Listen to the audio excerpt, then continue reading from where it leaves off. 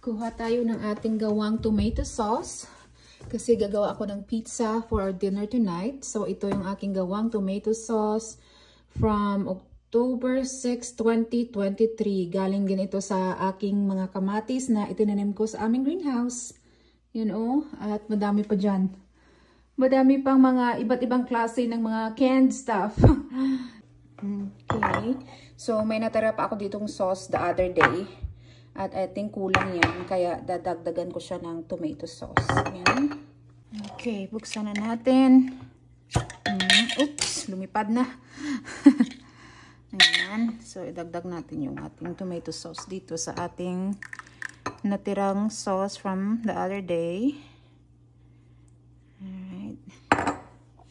Ayan. Haluin natin. Let's see kung kailangan pang dagdagan ng spices. I think okay na yung kahit kalahati lang idagdag dito. And then, may natira pa for next pizza or spaghetti. Tingnan natin. Okay na to. At ito na yung ating pizza sauce. Diba? Ang galing lang. Homemade na tomato sauce.